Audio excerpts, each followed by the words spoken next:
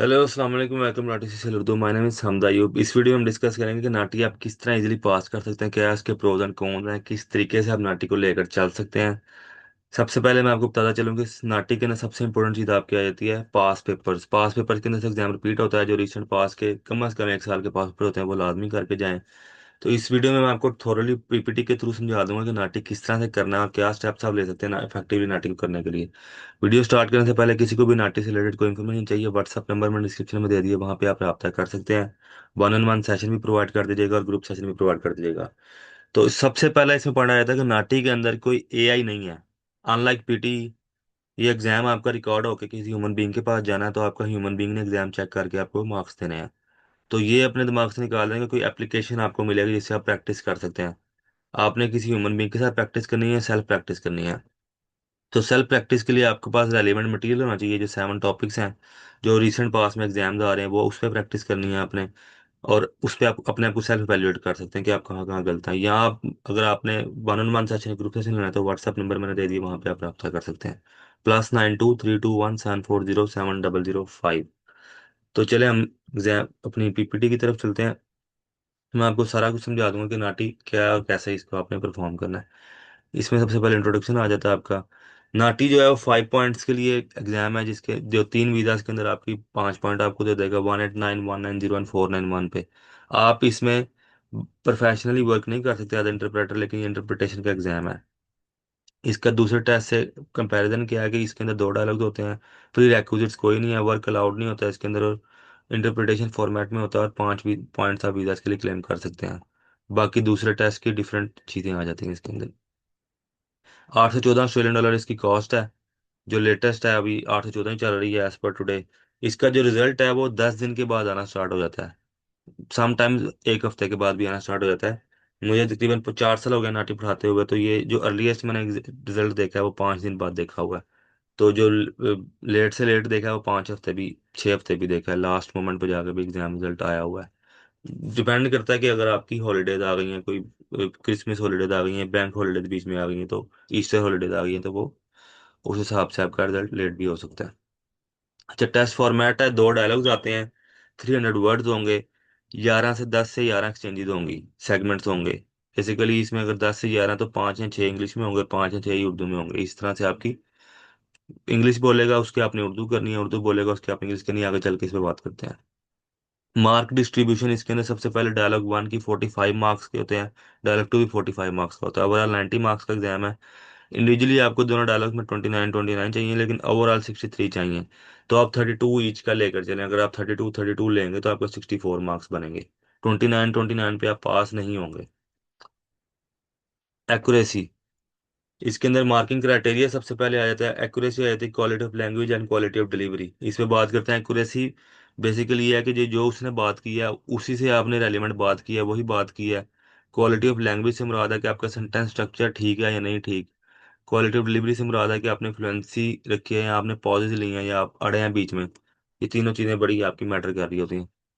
Accuracy पे बात कर लेते हैं। Major omissions, distortions, unjustified insertion, excessive repetitions, ये चारों चीजें एक्यूरेसी को आपको डिस्टॉर्ट करेंगे। ओमिशन से मुराद है कि आपने कोई चीज, उसने इन्फॉर्मेशन दिया, 4 सेंटेंसेस लेफ्ट से उसने बोला है, तो आपने उसमें से 3 बोल दिया लेकिन एक आप नहीं बोल पाए। तो इसको खत्म करने के लिए आपके पास नोट्स मेकिंग शॉर्टकट टेक्निक्स होनी चाहिए।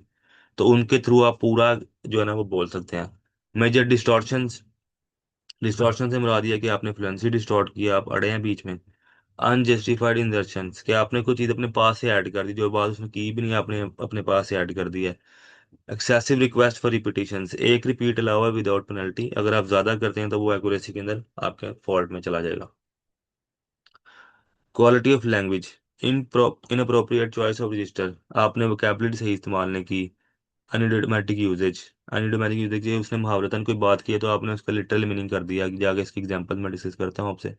इनकरेक्ट इनकरेक्ट सेंटेंस स्ट्रक्चर के सब्जेक्ट वर्ब एग्रीमेंट नहीं है। ग्रामेटिकल एरर्स अगर आपने किया, प्रोनाउंसिएशन अगर आपकी गलत है, तो ये दोनों में, इंग्लिश और उर्दू दोनों में आपकी ये द सेम मिस्टेक्स चलेंगी। क्वालिटी ऑफ डिलीवरी की आगे एक्सेसिव पॉजेज आपने किए हैं, हेजिटेशंस किए हैं और सेल्फ करेक्शंस किए हैं। आप इस 3 चीज़ों से आपकी क्वालिटी ऑफ डिलीवरी भी कंप्रोमाइज होगी। तो इन 3 फैक्टर्स की वजह से आपका एग्जाम फेल या पास हो सकता है। एग्जाम इन्वायरमेंट क्या होगा? Test will be conducted at the NAATI office. इसका फिजिकल सेंटर भी है, कराची के अंदर मौजूद है, मेलबर्न के अंदर मौजूद है और अबू धाबी के अंदर मौजूद है। लेकिन मोस्टली स्टूडेंट्स 95% स्टूडेंट जो है वो ऑनलाइन एग्जाम देते हैं, क्योंकि हर तीन तीन शहरों में तो इसकी जो ऑडियंस है वो बड़ी डिस्पर्स है थ्रू आउट द वर्ल्ड। तो हर जगह पे, डिफरेंट जगह पे बैठ के लोग एग्जाम देते हैं। The test audio will be pre recorded in a tape. The invigilator will play the instructions one by one and play the dialogue audios. जिस तरह मैंने आपको पहले बताया कि एक ऑडियो आपके पास आएगी, आपकी रिकॉर्डिंग होके आपके एग्जामिनर के पास जाएगी, इन्विजिलेटर के पास जाएगी। वो आपकी वीडियो रिकॉर्डिंग चेक करके आपको मार्क्स दे देगा। अच्छा, you can take up to 5 seconds to start speaking once the chime ends. आपने विद इन 5 सेकेंड स्टार्ट करना, जब वो बीप करेगा तो 5 सेकेंड के अंदर आपने बोलना स्टार्ट करना है। प्रिंसिपल्स टू रिमेंबर, इसमें क्या आ जाते हैं? Always interpret in first person.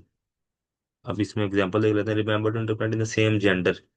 अगर वहां पे फीमेल बात कर रही है तो अगर आप मेल भी हैं तो आपने कर रही हूँ ही बोलना है। मतलब जो भी उसने बात की है फीमेल जेंडर के अंदर ही बोलना है। I don't know much about your illness, मैं आपकी बीमारी के बारे में ज्यादा नहीं जानती। ठीक है, जानता नहीं बोलेंगे अब यहाँ पे।